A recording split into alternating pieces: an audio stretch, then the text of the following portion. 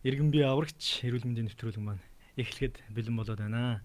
За тэгээд өнөөдрийн зочноор их хүүхдийн эрүүл мэндийн үндэсний төвийн жирэмсний нөхөрчгийн зөвлөх поликлиникийн хэмж анагаах ухааны магистр, тэргүүлэх зэргийн эмч, клиникийн профессор Сансар эмч маань оролцож байна. Тэгээд сайн байна уу, танд энэ өдрийн мэндийг хүргье. Тэгээд өнөөдөр бидний урилгыг аваад манай студид хүрэлцэн ирсэнд маш их баярлалаа. За сайн байцгаана уу? Та бүхэнд энэ өдрийн мэндийг хүргэе. За маш их баярлалаа. Өнөөдөр бороо хурдаа сайхан өндөр байшлаа шүү дээ. Гадаа ингээ алхажсэн чи сайхан өнөр гараад одоо бороо зогссон. Янзтай байлаа. Ихнэр лхсаас нааш алхаад ирсэн нүү таксидад төрөөд ирээ. Таксидад төрөөд ирлээ. Манай студид ихнэр лхстай ойрхон болохоор сайхан юм да. Тий. За тэгээд таны ажил төрөл сайн. Ажил төрөл сайн. Ер нь одоо сүүлийн үед бол их хүүхдийн эрүүл мэндийн үндэсний төв нь 90 жилийн ойгоо тэмдэглээд бараг жилийн туршид маш том хэмжээний үйл ажиллагаа явуулаад байна шүү дээ. Энийн талаар нэг жоохон та нэг ярьж өгөөч. Их хүүхдийн эрүүл мэндийн үндэсний төв байгуулагдсан 90 жил хүүхдийн эмнэлгийн анхны хүүхдийн эмнэлгийн 90 жилийн тохиолдуулж манай хамт олон одоо жилийн туршид маш олон одоо арга хэмжээнүүдийг зохион байгууллаа. За энэ арга хэмжээ маань одоо үндсэндээ бол одоо 2 дахь хагас руу жилийн 2 дахь хагас руу орж хэлтэй тий. Тэгээд жил дуустал бас нэлийн хугацаа байна. Тэр хооронд бас нэлийн нэлээдгүй ажил бол хийгдсэн байгаа. Өрнөд явж байгаа бас. Одоо бол үүний чи одоо бас 90 жилийнхээ ойдоо зориулаад бас их хүүхдийн эрүүл мэндийн үндэсний төвийн эмч эмнэлгийн мэрэгчлэнүүд маань ирээд манай студидтай бас хамтраад ард иргэдэд эрүүл мэндийн боловсрол олгоод ингэж явж байгаа. Энэ явдал чинь бол манай үзэгчид болон сонсогчид маань бол маш их баярлж байгаа. Тэгээд та бүхэндээ бас уламжилт хэлэхэд маш их баяртай байна. Тэгээд би асууд юм а яг ингэж манад ингээд яг ирж байгаа эмч нар маань бол салбарын одоо мэрэгсэн мундаг эмч нар маань оролцож байгаа. Угаасаа их хүүхдийн эрүүл мэндийн салбарын эмч эмнэлгийн мэрэгчлэнүүд бол манай Монголын топ хүмүүс гэж би бол хувьдаа боддог. Тэгээд өмнөх дугаарууд дээр одоо Ганбаяр эмч маань, Айлгэрмаа эмч маань гэдэг нэгтгэв эмч маань гэдэг одоо Нера мис засал ингээл их барихаас ингээл оролцоод байгаа л да.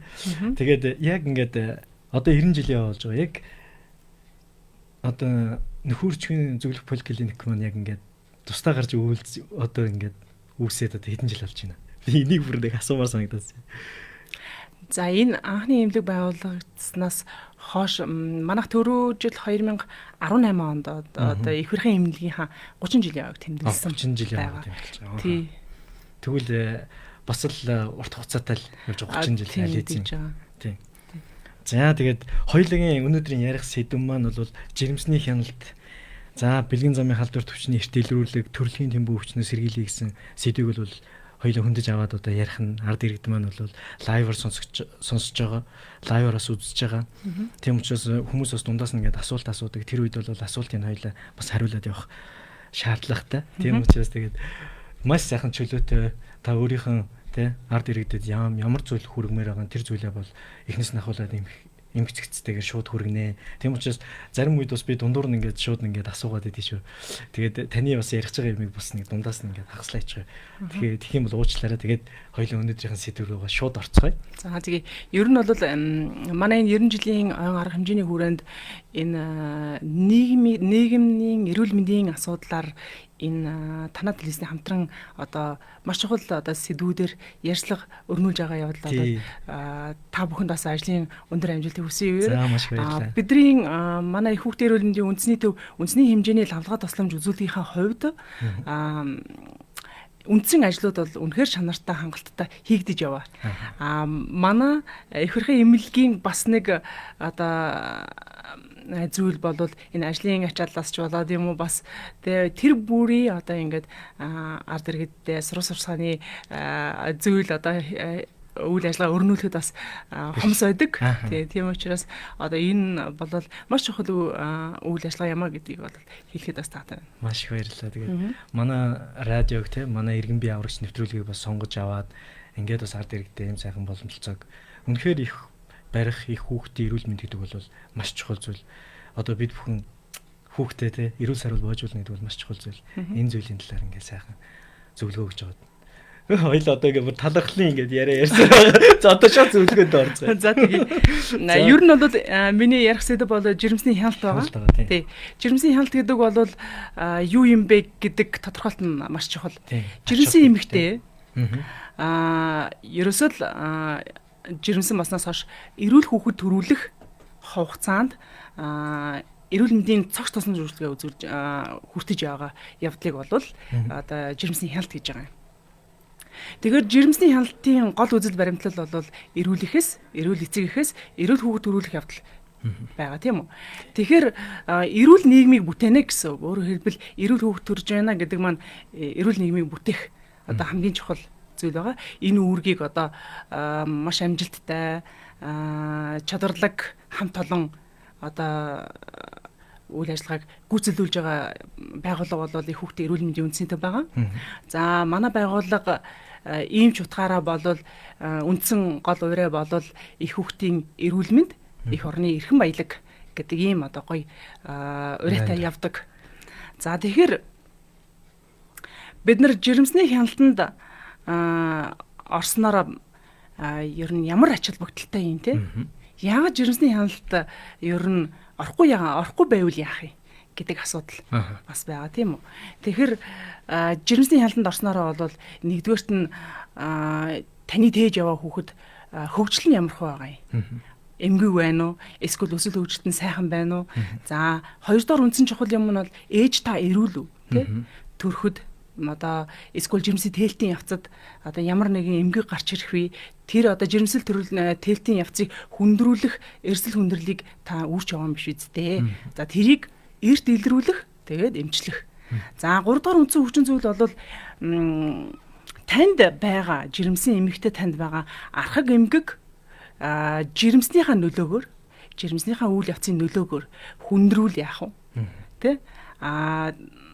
Хүндэрсэн тохиолдолд одоо амь насанд тулгарсан юм эрсдэл хүндрэл гарсан тохиолдолд таныг одоо эмчнэрийн зөвлөгөөний одоо шийдвэрээр энэ жирэмснийг тэлэх үү тэлэхгүй юу гэдэг асуудлыг бас шийдвэрлэхэд одоо маш чухал ач холбогдолтой байдаг. За тэгэхээр манай жирэмсэн ээжүүд ер нь л жирэмсний эхний 3 сар буюу 12-7 хоногтой дотор харьяа одоо оршин суугаа газрынхаа харьяа өрөх, сум, багийн дүүргийн одоо жирэмсний хяналтын эмчит заавал хяналтанд орсон байх шаардлагатай болж байгаа. За тэгэхээр чи манай их хүүхдийн эрүүл мэндийн үндэсний төв дээр бол яг жирэмсний хяналтыг бол яг ээлж дараалан шууд ингэж авах тийм боломж байхгүйгээр одоо өрхүүд ингэж хийдэг гэсэн утгатай. Ер нь бол манай дээр лавлага тусламжийн хувьд манай дээр 4 үндсэн кабинет ажиллаж байгаа. Жирэмсний хяналтын. За нэгдүгээрт нь бол улсын хэмжээний одоо дотоод үрдэг ээж одоо дотоод үрдэг зуршилтай, зурсмал, зулбаатай ийм ээжүүдийг улсын хэмжээнд хянаж төрүүлэх одоо ийм кабинет ажиллаж байна. Хоёрдугаарт нь болохоор зүрх судасны эмгэгтэй ээж, өөрөөр хэлбэл энэ эмэгтэй зүрх судасны одоо хүнд эмгэгтэй ээжүүдэд одоо тусламж үзүүлдэг ийм кабинет ажиллаж байна.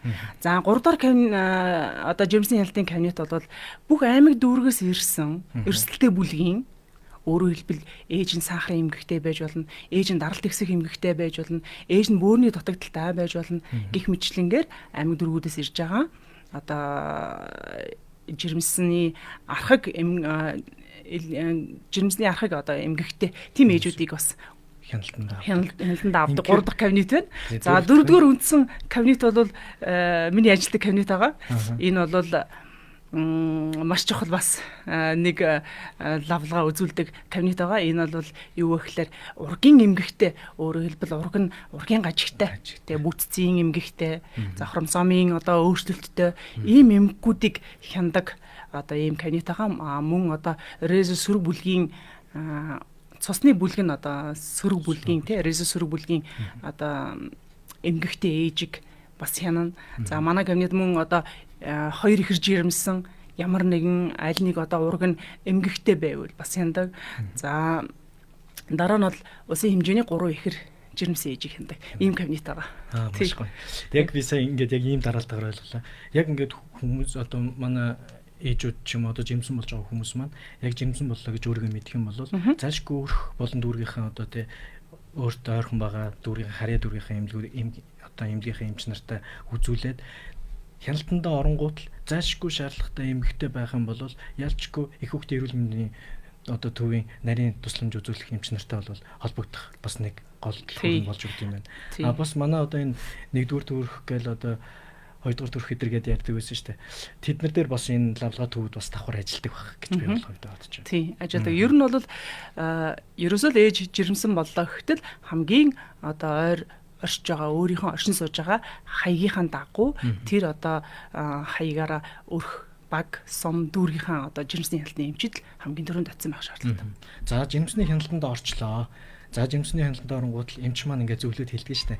За одоо ингээд энэ саруудаа за энэ сарда та ингээд ийм шинжилгээнүүд өгөхөөр байна. Ийм сарда та ийм шин тэмдэглэх юм бол давтан үзүүлээрэ сар болго ингээд үзүүлээрэ гэл. Одоо ийм шат дараалууд байгаа хаа. Тэгээд яг энэний дараалыг яг зөв эмгэгцтэйгээр ингээд ард иргэдэд өгчих юм бол хүмүүс маань ингээд нэг чирэгдэл учруулахгүйгээр яг ингээд явах бүрэн боломжтой. Энэний талаар та нэг гоё чиглэлийг за жирэмсэн ээж бол хэвийн явцдаа жирэмсэн ээж бол жирэмснийхаа хяналтанд 8 удаа үзүүлнэ. За энэ одоо жишээлбэл жирэмсний 12-7 хоног дотор 27 хоног дотор 26 хоног 37 хоног 36 38 40 гэдэг ингээд 8 удаа үзүүлсэн байх шаардлагатай. Тэр эрэлт болгон дээрээ өөр өөрийн гэсэн ач холбогдолтой. За жишээлбэл жирэмсний эхний 3 сард ирсэн одоо ирж байгаа хяналтандаа ирж байгаа ээжид 8 төрлийн шинжилгээ одоо хийгддэг. За би шинжилгээний талаар нэг бүртгэлийн дэлгэрэнгүй хүмүүсүүдэд ойлголт өгөх талаар дараа нь ярий. За тэгээд өндөр эрсдэлтэй жирэмсэн ээжүүдийг бол 8-с дээш удаа тухайлбал нэг 14 хоног тутамдаа ч юм уу 3-7 хоног тутамдаа юм уу гих мэтлэнгээр 8-с дээш удаа ойр орхон хянах шаардлагатай болдог.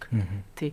За жирэмсэн ээж хяналтанд орохоор тэгвэл ямар ач холбогдолтой. Орохгүй бол ямар тухай хэдүүлээ ярилцсан гэсэн шүү дээ. За тэгэхээр нэгдүгüүрт нь бол хяналтанд орснараа та эрт хугацаанд жирэмсний 12-7 хоног дотор орч чадсанараа төр хугацаагаа жирэмсний хугацаа нь хэдэн 7 хоногтой байна.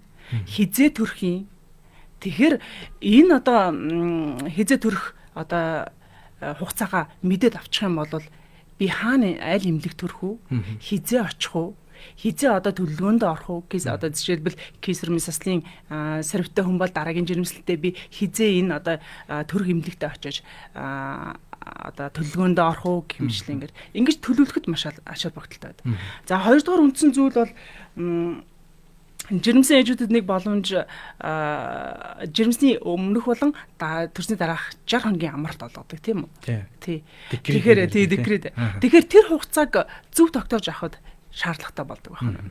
За дараа нь 3 дахь үндсэн чухал зүйл бол жирэмсний одоо хооллолт байна. Дэглэм байна, ажил амралтын дэглэм байна тий. За мөн одоо гэр бүлийн дэмжлэг байна. Төрөлтөнд хэрхэн бэлтгэх үү гэдэг. Юу бэлтгэх үү гэдэг асуудлыг мэдэж авахд бас чухал байдаг байна. За дараа нь бол шинжилгээнд түрүүний миний хэлдэг 8 төрлийн шинжилгээнд хамрагдана тий. За дараа нь төрөлцсөн нарийн мэрэгжлийн эмч нарт үзлэгт орно. За тэр нь ямар ач холбогдолтой юм гэхэлэр жирэмсэн эмэгтэй та ямар эмэггийг архаг эмэггийг бидэд хийж яваа юм гэдгийг мэдхэд ач холбогдолтой байна. За тэгвэл дараагийн одоо ач холбогдолтой нэг зүйл бол хэрвээ танд илэрсэн элэгний одоо дутагдал байна. Бөөрийн дутагдaltaй эмэгтэй хүн байна. За зүрхний хүнд хэлбэрийн гажигтай хүн байна. Гэх мэтчлэнгээр эргэтэн тогтолцооны хожим үе шатанд орсон эмэгтэй та жирэмслэх юм бол жирэмсний явцад амь насанд аюултай эм хүндрэлүүд тохиолдох эрсдэлтэй. Тэгэхээр энэ жирэмснийг тэлэх үү тэлэхгүй юу гэдэг асуудлыг одоо эмч нарын зөвлөгөөнөөр орж шийдвэрлэхэд бас ач холбогдолтой байдаг. Тий. За дараа нь бол ургийн одоо өсөлт хөгжилтийн талаар мэдэж явахд хэрэгтэй. Өөрөөр хэлбэл жирэмсний 12-7 хоногт хромосомын илрүүлэг гэдэгт орж байгаа. 27 хоногт ургийн анатомийн бүтцийг шалгуулж байгаа. 26-7 хоногт ямар одоо өсөлт нь хэр зэрэг явж байна. 28-7 хоногт аргаас булчингийн систем ямар зэрэг хөгжилтэй байна гэх мэтчлэнгээр ургийнхаа өсөлт нь ямар байна гэдгийг мэдэж авах тун ач холбогдолтой байна шүү дээ. Тэгэхээр одоо жирэмсний хяналтын ач холбогдол гэдэг юм маш өндөр одоо чухал зүйл гэдгийг ойлгомжтой байц. Тий одоо тэгэл бас нөгөө нэг залуу хүмүүс байна. бас ингээд нас нь одоо 30-аас дээш ингээд гар эрсдэл үлгийн хүмүүс байна. Тэр хүмүүст бас ингээд яг тусдаа чиглэсэн тийм эмчилгээ үйлчилгээ гэж байдаг. Одоо жишээлбэл 35-аас 40-оос дээш ингээд эрсдэлтэй бүлэг рүү орчиж байгаа. Тийм бол тэр хүмүүст бас арай нэг өөр зүйл байх. Тэр зүйл одоо жирэмсний эхний 3 сарын илрүүлэг гэдэг юм байгаа. Тэгвэл хоёулаа одоо жирэмсний шинжилгээнүүдийн талаар ярина гэсэн 8 төрлийн одоо чухал шинжилгээ өгдөг штэ. За тэгвэл нэгдүгürt нь бол цусны шинжилгээ, цусны ерөнхий шинжилгээ гэж байгаа. За энэ дээр та цусны шинжилгээ өгөх ямар ач холбогдолтой юм гэхээр жирэмсэн ээж маань цус багталтай байна уу? Тэ? Ямар нэгэн өрөвслийн шинж тэмдэг энэ цусны шинжилгээнд харагдаж байна уу? Гэх мэтчлэнгээр үнэлэхэд ач холбогдол өгч байгаа. За дараагийн шинжилгээ болохоор шээсний шинжилгээ гэж байгаа. Эмэгтэй та бөөрийн одоо архаг өрөвсөл юм уу эсвэл нян тэгээ явж байгаа мó юу гэдгийг шинжилгээд ач холбогдолтой. Тэр ямар одоо үүрэгтэй юм бэ гэхээр ямар одоо ач холбогдолтой юм бэ гэхээр хэрвээ ээж бөөрийн архаг эмэгтэй эсвэл даалт хэлбэрийн нян тэгээ явж байгаа бол ураг орчмын шингээ эрт гарна. Ураг орчмын шингээ эрт гарснараа дутуу төрөх эрсдлийг нөхцөлдүүлдэг бас гол шалтгаан болдог. За тэгэхээр шээсний шинжилгээ гэдэг маань ийм чухал байдаг байна. За 3 дахь нь болохоор биохимийн шинжилгээ гэж байгаа. За хүмүүс биохимийн шинжилгээгээр ихвчлэн илэгний үйл ажиллагааг үзлээ гэлтэгдэг те. За тэгэхээр бөөрийн үйл ажиллагаа эдрийг наривчлан үзэхэд хэрэгтэй болдог тийм үү. За тэгэхээр бөөрийн үйл ажиллагаан дээр биохимийн шинжилгээнд дээр тэр бөөрийн одоо дутагдал байна уу юу? Одоо биеийг одоо хортуулж байгаа тэр шээсний үлдэгдэл цусаар эргэлдэж байна уу гэдгийг шалгахад бас их ач холбогдолтой байгаа юм. За мөн одоо энэ эмэгтэй сахарын эмгэгтэй байна уу? За мөн одоо элэгний өөрчлөлт байна уу гэх мэтлэнгээр шалгахад энэ хэрэг болдог байна шүү дээ. За дараагийн шинжилгээ бол серологийн шинжилгээ гэж байгаа. Ээлцийн шинжилгээ. За тэр ээлцийн шинжилгээ яадаг вэ гэхээр жирэмсэн эмэгтэй та бэлгийн замаар дамжих халдвар. За түн дотроо хэдэ хүний дархлах хомслын вирус тээж гинүү.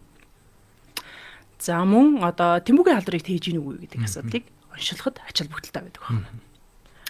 За дараагийн нэг шинжилгээ ургийн одоо эхо онцлогоо болж байгаа тийм ургийн эхо онцлогоо байгаа. За тэрнгээр хүүхдийнхаа ургийн одоо өсөлт хөгжилтийг шалгачиж байгаа гэсэн үг. Тийм. За дараагийн шинжилгээ бол бусад одоо наривчилсан шинжилгээнд байдаг, шинжилгээнүүд байдаг. Одоо төрөүний чиний хэлээд байсан 35-аас дээш насны усуд ямар шинжилгээ өгд юм бэ гэдэг. За тэрийг цохос ярих юм бол энэ бас манай community үйл ажиллагаатай тун одоо ойрхон байдаг учраас дуртай ярих гэдэг нь шүү дээ. За 35-аас дээш насны эмэгтэйчүүд хүү ер нь хөгшөрхөөрөө тэ эсийн хуваагдал ч гэсэн бас одоо буруу хуваагдах. Яг тэгэхээр би тэрийг нөө юутай зөөрлүүлэх их дуртай нөгөө хүн чинь 35-аас дээш эхлээл 40-оос дээш эхлээл мартах санах. Дуртай юутай болчдөг штэ. Мартах санах тийм одоо байдал ордог штэ тэ. Тэрнтэй адилхан хүн хөгшөрж байгаатай адилхан эсийн хуваагдал хүртэл 35-аас дээш наснд болохоор бас буруу зөрүү хуваагдах тал байна. Бас байна. Эрсдэл байна тийм үү. Тэгэхээр 35-аас дээш насны эмэгтэйчүүдэд хоромсоомын тооны одоо өөрчлөлт илэрч гин. Өөрөөр хэлбэл хоромсоом 21-р хоромсоом 18, 13-р хоромсоомын одоо гурвалсан тийм одоо тооны өөрчлөлт илэрж гин үгүй гэдгийг шалгадаг одоо пренатал онцлогоо гэж юм байна. Пренатал онцлогоо. Тэр бол жирэмсний 9-аас 11-7 хоногт цуснаас нь шинжилгээ аавна. Хоёрдоорт нь болохоор 11-аас 13.6-7 хоногтод нь эхогоор харж агаад шилэн үзүүний арын цай хэмжинэ. Тэгээ энэ хоёрыг одоо нийлүүлж агаад олон хүчин зүйлүүдийг нийлүүлж агаад тэгээд энэ эмэгтэй хоромсоомын тооны өөрчлөлтийн хувьд эрсдэлтэй хүүхэд тээж гинүү тийхгүй одоо эрсдэл өндөртэй байна уу гэдгийг шалгадаг тийм одоо мундаг шинжилгээг их хүүхдийн эрүүл мэндийн үндэсний төв одоо шин технологи болж нэвтрүүлж чадсан. Тийм маш их ач холбогдолтой болсон. Тий. За ингээд 8 болчихно уу? За одоо өөр нэмэлт шинжилгээнд дээр за эрентхэн орж болно.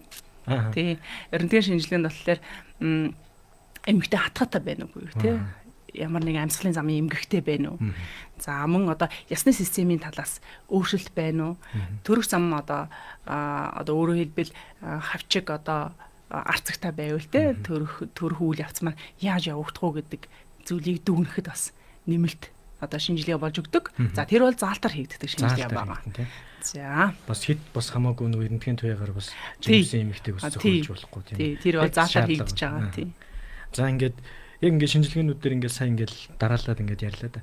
Ер нь ингээд яг энэ жирэмсний одоо ингээд явцад жирэмсний шинжилгээг ингээд өгөөж явж хахад ер нь яг энэ 8 шинжилгээг 100% өгөх ёстой тийм ээ. 100% өгөх ёстой. Тэгэхэд энэ шинжилгээнүүдийг хийхэд одоо манай одоо яг хаана яаж ингээд одоо үзүүлэх вэ гэдэг асуудал гарч ирж байгаа. Одоо жишээлбэл жирэмсний хяналтандаа ороод тэр газруудад очиод одоо жишээл үрхийн эмнэлэг дээр хийгдэх юм уу? Эсвэл дүүргийн эмнэлэг дээр хийгдэх юм уу? Энэ нь одоо ямар журмаар яаж явагддаг юм болоо? Ямар ч дараалтаар. За жирэмсэн эмэгтэйд хийгдэх зайлшгүй одоо энэ шинжилгээнүүд байгаа. Тэр бүгд маань дүүргийн одоо мундаг лабораториуд одоо чадварчсан байгаа шүү дээ. Аймаг дүүргийн одоо бүх одоо жирэмсний аймаг дүүргийн лабораториуд одоо энэ 8 шинжилгээ хийх боломжтой тий. Очоод хийлгэж чинь. Очоод хийлгэж чинь тий. Тэгээд яг энэ асуудлаа шийдэх юм бол үнэхээр ингээд эмгэгтэй тийм хүн байх юм бол одоо дараагийн шатлал руу явдаг тийм ойлголтыг бол олгоно шүү дээ. За тэгээд хоёулангийн бас нэг ярих зүйл бол одоо ингээд дэлхийн нийтээр ингээд нэг одоо хяналт гэдээ ярьчлаа. Хоёулангийн дараагийн сэдв бол бэлгийн замын халдвартай өвчин одоо тэмбүүгийн талаар ярих гээд байгаа. Тэгээд энэ дээр бас нэг зүйлийг хэлэхэд ер нь дэлхийд даяараа нэг нийт 365 жилдээ нэг 365 сая орчим хүн бэлгийн замын халдварт өвчнөөр ингээд өвчлөдөг юм байна. Тэгсэн чинь тэрний дотроо тэмбүүн нэг 6.7 6.5 орчим сая тэмбүүтэй хүмүүс бол тохиолддог юм байна. Тэгээд яг жирэмсэн эмэгтэйчүүдийн тохиолдол дотор бол энэ одоо тэмбүүгээр өвдсөн бэлгийн замын халдварт өвчтэй хүмүүсийн тохиолдол нь хэрэг байд юм болоо. Манай Монгол улсад одоо энэ одоо буурсан үзүүлэлттэй байд юм болоо эсвэл өссөн үзүүлэлттэй байд юм болоо. Энийний талаар та нэг зөвлөгөө өгөөч. Ер нь бол бэлгийн замаар дамжих халдвар тэмбүү өвчнийг одоо халдвар сэргийлэх төрөлхийн тэмбүү өвчнөөс одоо тэмбүү өвчний халдварыг зогсоох юм одоо журам гарсан байдаг. Сайдын тушаал 2019 оны 614 тоод тушаал байдаг юм сайдын тушаалаар. Өөрөөр хэлбэл жирэмсэн эмэгтэйд ХДХV-ийн вирусын халдвар, за гепатит B/C вирусын халдвар, тэмбүү өвчний одоо халдварыг зогсоох юм гурван халдварыг устгах юм одоо зорилготой ийм сайдын тушаал гарсан байдаг. За энэ сайдын тушаалын тушаал зааснаар бол хэн энд хамрагдах ёстой тий? Энэ одоо тэмбүүгийн халдварын шинжилгээг халдвар байна уугүй гэдгийг илрүүлэх шинжилгээнд хэн орох ёстой юм гэдэг юм бас заагдсан байдаг.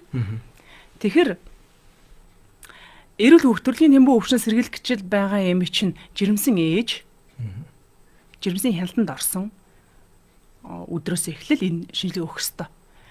Тэгэхээр 4 үндсэн за 5 үндсэн заалтаар жирэмсэн эмэгтэйд энэ тэмбүүгийн одоо шинжилгээ хийж байгаа.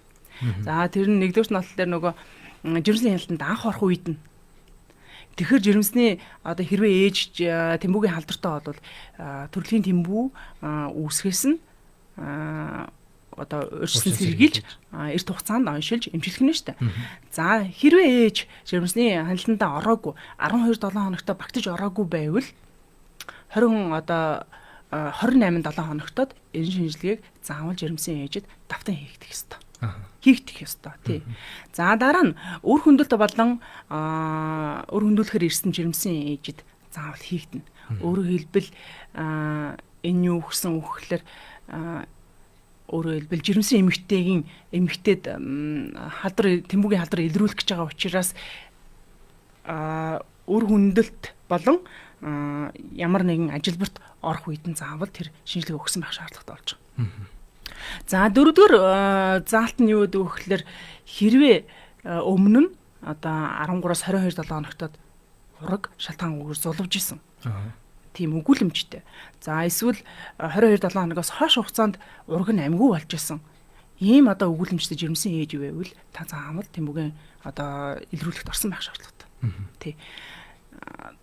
Тэгэхээр нөгөө тэмбүүгийн халдвар урагт дамжсан одоо дамжсны улмаас амьгүй ураг төрүүлэх үндсэн шалтгаанд бас тэмбүү орж авдаг байна шүү дээ. Тий. Саяных дээр одоо нөгөө нэг аль түрүү нөгөө нэг 8 шинжилгээ өгсөн шүү дээ. Тэрэн дээр нөгөө серологийн шинжилгээнд дээр ингээд ороод явж байгаа. Ороод явж байгаа. Тэнгуут л одоо жишээлбэл энэ одоо бэлгийн замын халдвар төвчтэй ч юм уу энэ одоо Тэмбүүгээр одоо ингээд Тэмбүүтэй хүүхд одоо ингээд төрөх юм нөхцөл одоо бүрэлдээд байна шүү дээ. Тэгэхээр чинь эн чинь жирэмсний хяналтанда ороогүй байна гэж утгатай шүү дээ. Тий. Ер нь бид нар бол барьж авах үнэхээр боломж байгаа шүү дээ. Яг тэгэхээр хэрвээ ээж жирэмсний хяналтанда 12 хоногт багтаад орчих юм бол тий. Тэр эрт хугацаанд бариад авчиж шүү дээ. Төрлийн Тэмбүүг. Тэгэхээр ороогүй явж байгаа зарим усуд байна.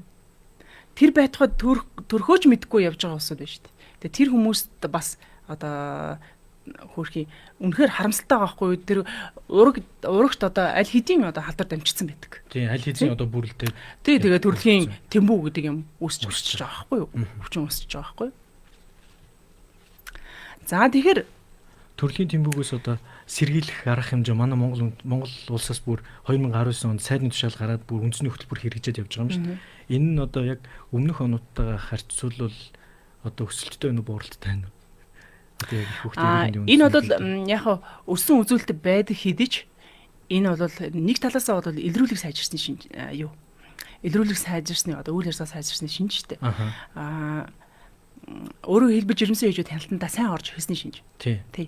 Тэгэхээр энэ одоо сайдын тушаал дээр ер нь бол намхан далайн баруун бүсийн иргэний одоо орнуудын жирэмсэн ээжид энэ гурван халдварыг устгахад 2030 он гэхэд 2016 оны одоо суур үзүүлэлт жирэмсэн хяналтны 88% байсан бол 30 он гэхэд 95%-аас дээш одоо жирэмсний хяналтанд орсон байх тийм одоо шалгуур тавигдж байгаа. Тэгэхээр бид нар төрлийн Тэмбүү тэртээ дэргүү буурна.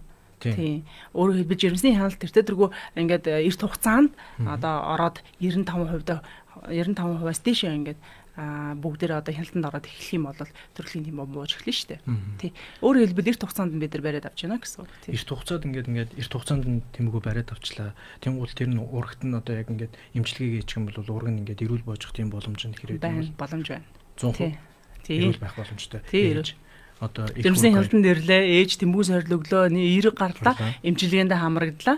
Тэгэхээр төрлийн Тэмбүү дамжих эрсдэл нь буурч байгаа. Тий. За хэрэг зэ нөгөө нэг яг 12-7 хоногтойгоос хойшлчлоо. Хяналтанд ороогүй. Нөгөөдх нь нөгөө нэг халдвартай явж идэг. Тэгсэн чинь ингээ ураг руугаа дамжчихлаа. Энэ тэнгууд яг ингээд амьдрал дээр ингээд хүүхэд ингээд төрөөд гараад ирлээ. Энийг одоо эмчлэх ч юм уу тиймэрхүү тохиолдол хэр байна. Одоо урганы эндэх тохиолдлууд нь бол аюул өндөр байдаг. Тий. Заавал тийм халдвартай хүртэл нь явж гин гэдэг чинь бас л тэр хүүхдийг хэцүү байдалд өргөж байгаа байхгүй. За тэгэхээр Тэмбүү өөрөө жирэмсний эрт хугацаанд илэрж байгаа төрлийн Тэмбүү гэж байна л да. Тэр нь 2 нас хүртэлх хугацаанд илэрж байгаа юм. Энэ хүүхэд ямар одоо нөхцөл байдалтай байх вэ? Эрүүл мэндийн хувьд ямар хөө төрхтэй байх вэ гэдэг шинж тэмдгүүд байна. За жим бахтай байна. Өсөлтийн хоцрогдолтой байна, тий. Арьсан тэр чигээр одоо арьсан дагуур нь ингээд арьсны тууралтууд, элдв одоо эдэтэд хууралтууд ингээд дүүрсэн байна, тий. Ямар их өрөвдөлтөй байдалд тэр хүүхэд одоо шаналж өвчнийг үүрээ явж штэ, тий. За дараа нь бол бас нэг Тэмбүүгийн хүндрэл бол эдэг дэлгүүнд томороод тэгээд явандаа одоо тэрний дутагдал үүсэх одоо ийм эрсдэл хүндрэлд оруулдаг. Тэгэхээр өнөөдрийн хоёулангийн ярьж байгаа сэдв бол жирэмсний хяналт гэдэг. Тэгээд энэ одоо бэлгийн замын халдвар төвчин дээр дотроос Тэмбүүг ингээд яг ингээд жирэмсний хяналтанда эрт орчих юм бол энэ урагч нь эрүүл боожих бүрэн боломж байна шүү гэдгийг бол хэлээд байгаа. Үнэхээр та ингээд ичид зовоод одоо манай монголчууд чинь нөгөө нэг ичиг булчирхаан амар хөгжцсөн хүмүүсүүд байхгүй яг амьдрал дээр тийм гутал ичээл нөгөө нэг хяналтандаа оргийн гутал өөрөө ингээд Тэмбүүтэй гэдгийг мэдсэн ч юм уу тийм байх юм бол хяналтандаа орохгүй явсараа л өөрийгөө эрсдэл бүрлэгөө оруулчихад байдаг.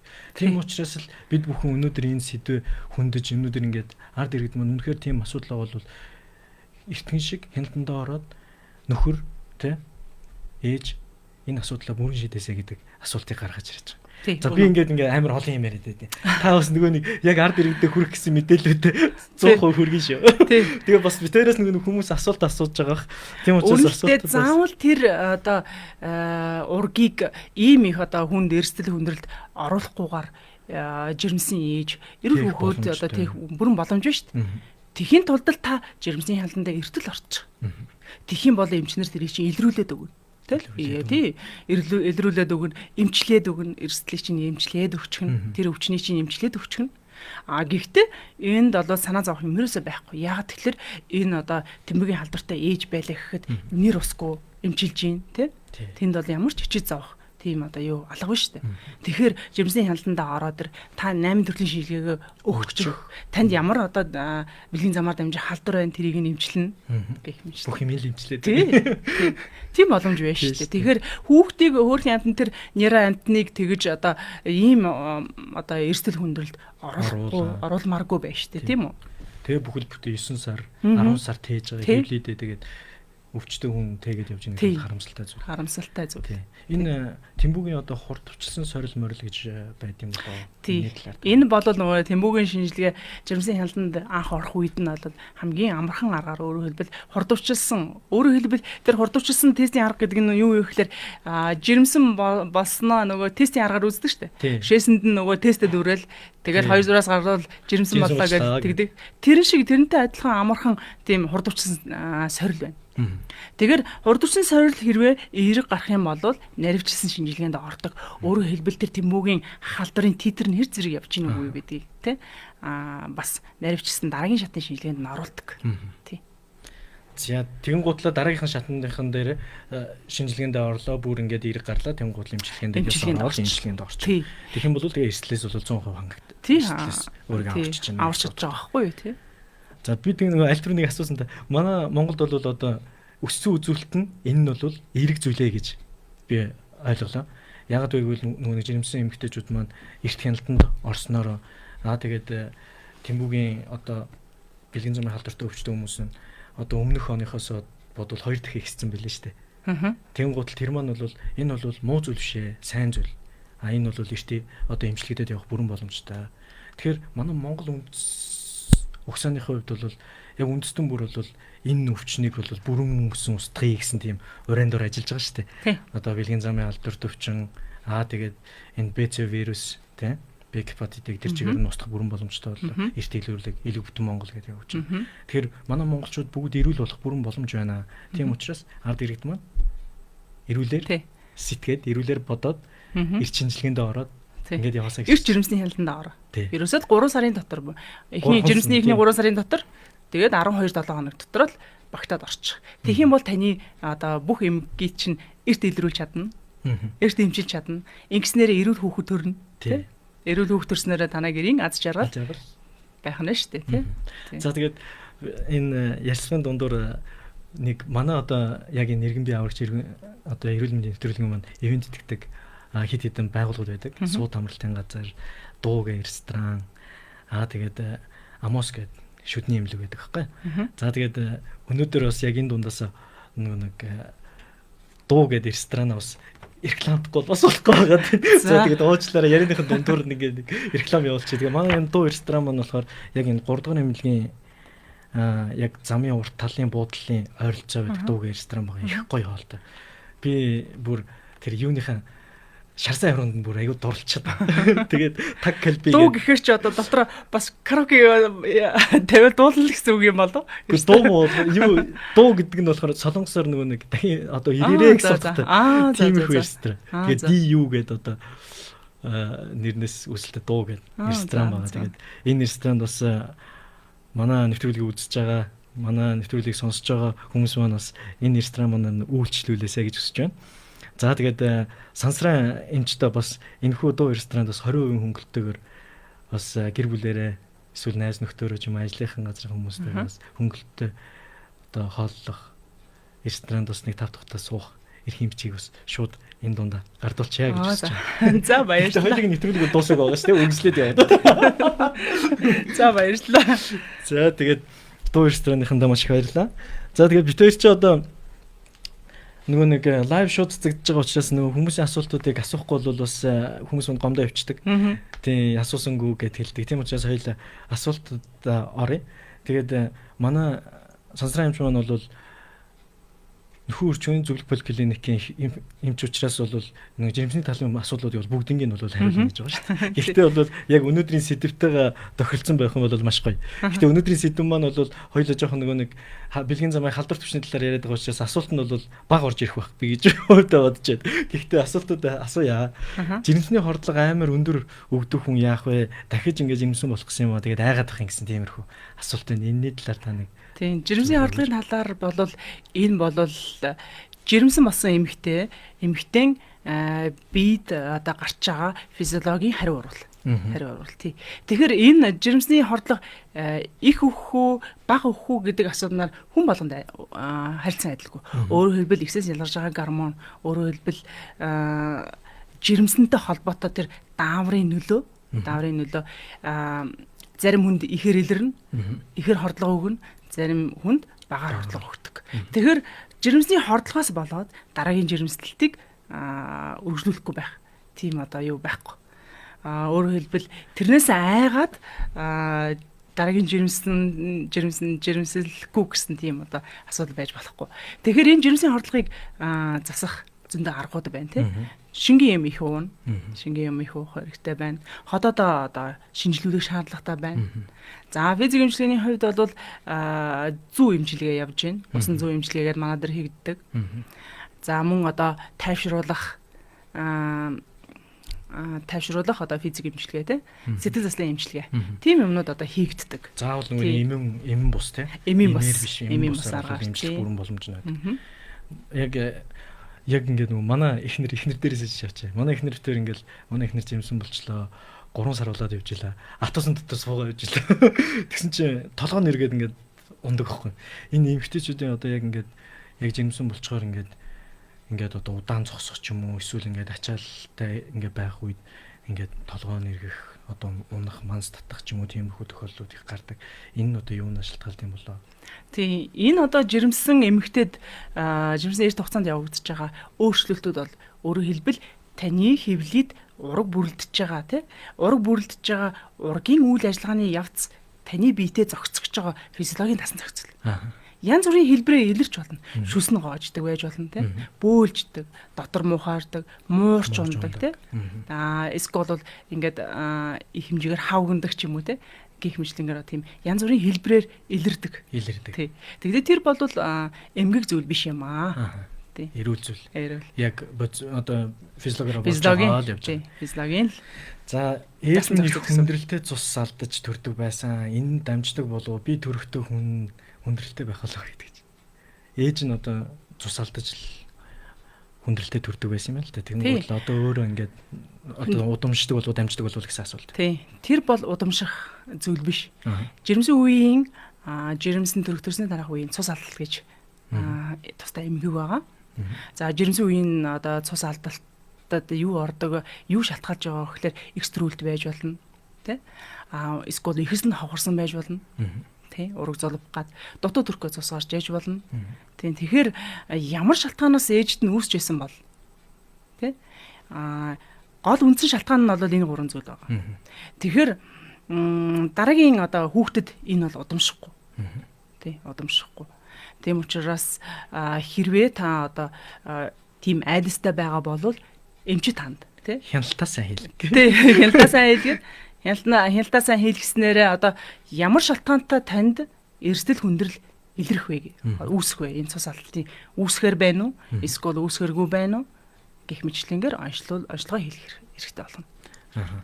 Одоо нэг яг жирэмсний явцад одоо ингээд хяналтандаа ингээд ороод явж байгаа. Тэнгуут хүүхдийн ураг одоо жишээлбэл ингээд одоо хөгзөг төрүүлэлттэй байна гэж одоо жишээлбэл хүн ингээд 3 4 ороодсон байна ингээд яг ингээд хяналтандаа ингээд үзүүлэл явж байгаа.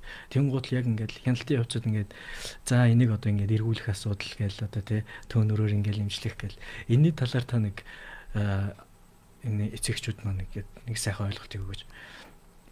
Ер нь бол ураг жирэмсний сүүл сард гэхэд ургийн төрүүлсэн хэсэг маань тодорхой болж эхэлдэг. За ер нь ихэвчлэн одоо 96-аас 97% орчим нь хэвийн буюу толгой төрүүлэлт тий толгоороо төрүүлж байгаа төрүүлэлт зөв байрлалтай гэсэн. За үлдсэн хувь нь бол 1-3% орчим нь болохоор эрүүл эмгийн зааг буюу өгзөг төрүүлэлт гэдэг ийм одоо арцгаараа байрлсан байна шүү дээ. Тийм. Тэгэхээр эрүүл эмгийн зааг учраас энэ хүн эрүүл төрнө. Хэвийн төрнө. Тий. За ямар тохиолдолд энэ саатдаг вэ гэхээр ураг нь том жинтэй байж болно. Хүүхдийн одоо нөгөө тавилт буюу тавилт гэдэг одоо юу гэж тайлбарлах вэ гэхээр нэг хөлөөрөө байна уу? Эсвэл хоёр хөлөөрөө ингээд төрүүлсэн байна уу, тий? Арцаг төрүүлт юм чинь. За тэгээд хэлбэлт буюу хүүхэд нь ингээд арагшаа харсан байна уу, тий? Нуруугаараа ээжийнхэн нуруу харсан байна уу гэх мэтлэнгээр байрлалаас нь хамаарч хүндрэхгүй юу гэдэг асуудал нь бас гарч ирдэг. Тэгээ ер нь бол жирэмсний хяналтын үед бол энэ нь бол бүрэн боломжтой энэ хүнийг онцлогдоод яаж төрүүлэх үү гэдгээ бүгднийг эмчнэр маань тооцоолоод төлөвлөсөн байдаг. Тийм төлөвлөсөн байдаг. Яг жирэмсний хяналт гэдэг бол маш чухал зүйл. Маш чухал зүйл. Тийм. Өөрөөр хэлбэл 38 дахь 7 хоног дээр одоо 6 7 дахь үзлэгээ хийлгэж байгаа шүү дээ. Тэгэхээр тэр үед нь юу одоо үзэх гээд байгаа юм. Үзлэг болгон өөрийн одоо ачаал бүгдэлтэй тий. Тэгэхээр 38 7 хоногтод хурж ирэхээр энэ хүүхдийн ургийн жин ямар хөө байна? Нөгөө төрүүлэлт нь ямар хөө байна тий? Энэ ээжийн арцтай зохицохгүй юу гэдэг асуудал байна. Ургийн бүтэлд энэ хүүхдэд илэрж гин үгүй юу гэдэг асуудлыг тийм тэр бүгдийг одоо тодорхойлох ачаал бүгдлээ. Тэгснээрээ энэ хүүхдийг төр замаар явуулах уу? Эсвэл бол месаслаар кесар месаслаар төрүүлэх үү гэдэг юм а төлөвлөхөд ачаал бүгдлээ байдаг хана шүү. Өнөөдөр бол өнөөдрийн сэдв маш гоё юм. Яг ингээд маш гоёор ингээд хариулаад ингээд ард иргэд маань бас ингээд манай эцэгчүүд маань ингээд маш гоёор би ингэж хүлээж авч байгаа чи тэд нар бүр гоёор хүлээж авч байгаа. За тэгээд дараагийнхаа асуултууд асуухгүй бол 45 настай дутуу төрөөд хүн маань хүн болоогүй. Кесарээр төрөөд боолгосон ахиж төрөх боломж байх уу юм чи гинэ. Энэ хүн хэдэн удаа кесар хийгдсэн юм бол хоёрдугаарт нь үрийн сувг боолгосон. Үрийн сувг боолгосон тохиолдолд эргэж тэр одоо эмчилгээ хийгдэж одоо өөрөөр хэлбэл месаслын аргаар тэрийг эргэж нээн гэж байхгүй. Өөрөөр хэлбэл тэр жирэмслэх боломжгүй. Тэгэхээр энэ хүнд дараагийн арга нь юу байна вэ гэхээр гаргалгаа нь юу байна вэ гэхээр энэ хүн IVF тий IVF өөрөөр хэлбэл үр шилжүүлэн солгох. Тий үр шилжүүлэн солгох боломж байна. Тий ажилбараар жирэмсэн болох боломжтой. Тий. За тэгвэл энэ хүн маань бол бас 100% хариулт авсан бахаа гэж бодож байна. Шууд өөрөөр бол боломжгүй байна. Гэхдээ бол үр шилжүүлэн суулгахаар бол жирэмсэн болоо тэгээд явах боломжтой байна. За одоо ингээд хоёлоод яг ингээд жирэмсний хяналтан дээр ийм зүйл дээр анхаарах хэрэгтэй шүү гэдэг. Хоёлын цаг ингээд дуусгаад байна л да. Яг ийм зүйл дээр анхаарах хэрэгтэй шүү гэсэн зөвлөгөөнүүдээ ингээд одоо хэлээд явахгүй бол хоёлын цаг дуусгаад байна. Үндсэндээ бол дүгнэлтээ хэлнэ гэсэн. Тийм дүгнэлтээ. За хамгийн эхний сэдэв бол угаасаа жирэмсний хяналт байсан тийм. Та бүхэн жирэмсний эхний 3 сар буюу 12-7 хоногт жирэмсний хяналтандаа эрт орчих. Тийм. Эмчийн зааж өгсөн үндсэн тэр одоо шинжилгээнүүдийг бүгдийг нь хийлгэж. Тэр 8 төрлийн шинжилгээ байна. 8 төрлийн шинжилгээ байгаа. Их амархан шинжилгээнүүд байгаа. Тий, үзлэг тус бүрдээ хүнээр дуудуулалгүй, эмчээр дуудуулалгүй та үзлэгтээ ир. Үзлэг болгон чинь 8 үзлэг болгон чинь ачаал бүгдэлтэй. Тий. Тэрийг л хэлэх гэсэн. Тэрийг хэлэх гэсэн. За маш их баярлалаа. Тэгэд энэ дээрээс би нэг юм тодруулаад асууч. Одоо жишээлбэл манай энэ дүүргийн эмнэлгүүд дээр, өрхийн эмнэлгүүд дээр ингээд яг жирэмсэн эмэгтэйчүүд маань ингээд хүрээдрэнгуут маш гоёор хяналтандаа авдаг. Тэнгуудлаа тэр хүмүүстэй маш гоёор зөвлөгөө өгдөг. Тэгээ бүр ингээд сургалт явуулдаг юм байлаа. Тэгээд тэр сургалтуудаа уулна ингээд манай одоо ээжүүд маань одоо аауд маань хамтдаа ингээд оролцоод явах юм бол их зөв мэдээллийг зөвөр аваад ингээд цаашаа хүүхдээ ингээд боожуулах бүрэн боломжтой юм билээ. Гэтэл манай Монголд ч нэг юм дутмаг тал байна. Тэр нь юу вэ гэхээр одоо ажилтай байна. Ажлаа хийж байна. Нөгөө нэг ажлынхаа одоо гадуур нөгөөдхөн дээр очиж амждаг юм байна. Ингэж явсаар байгаа жирэмсний хяналтандаа орлого явсаар байгаа дүүр хэсгээ эрсдэл бүлэгт ингээд оруулцдаг юм байна.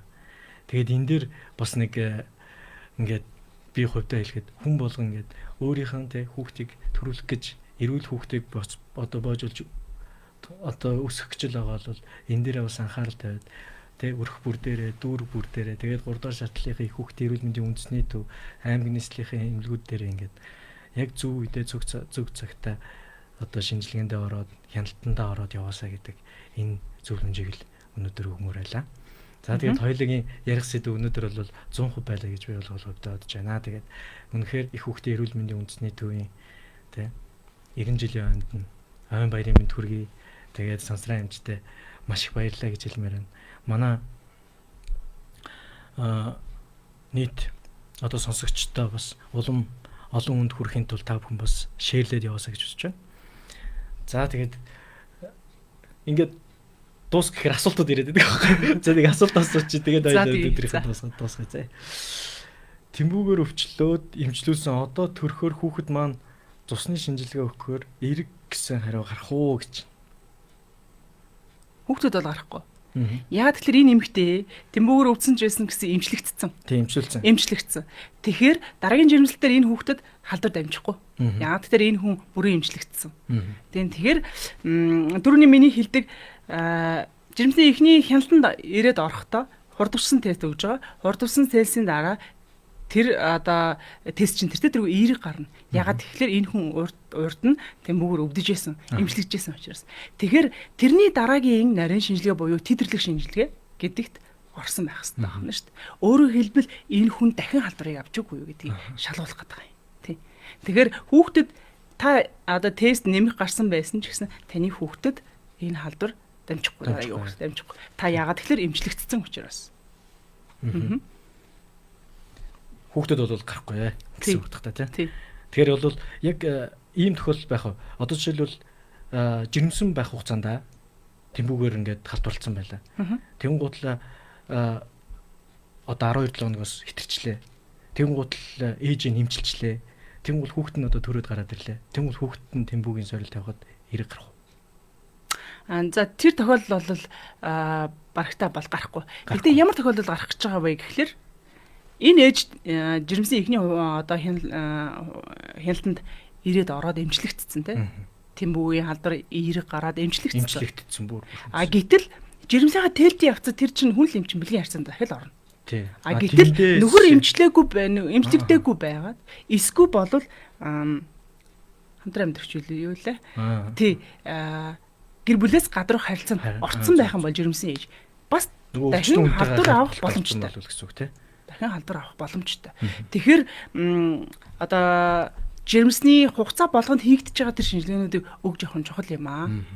Тэр жирэмсний 12 7 хоног, тэр 28 7 хоногтой, тэр 38 7 хоногтой гэх мэтлэнгээр хугацаануудад тодорхой одоо шинжилгээнүүдийг хийж байгаа юм тийм. Тэр одоо шинжилгээндээ л орсон байх нь чухал юм аа. Тэгэх юм бол бид нар дахин авсан халдварыг барьж авч чадах нь шүү дээ тийм. Илрүүлж чадах нь шүү дээ. Эмчилж чадах нь шүү дээ. Нэрээ бас тийм юм биш. Одоо жишээлбэл эхнийх дээрээ барьж аваад эмчилчлээ гэж бодоход нөгөө нэг цаад нөхрийг эмчлэхгүй болвол дундаасаа дахиад халдвар аваад дахиад өвдөх боломжтой шүү дээ. Тэгэхээр энэ дээр бас анхаарах хэрэгтэй юм байна. За тэгээд хоёулын цаг бүр талиачлаа. За маш их баярлалаа. Сонсон амжилттай. За их баярлалаа. За та нарт ч гэсэн ажлын амжилт хүсье. За ингээд иргэн бие аврагч эрүүл мэндийн нэвтрүүлэг маань үгээр энэ хүрээд өндөрлөлөө. Дараагийн 5 гаруй хүртэл түр баяртай.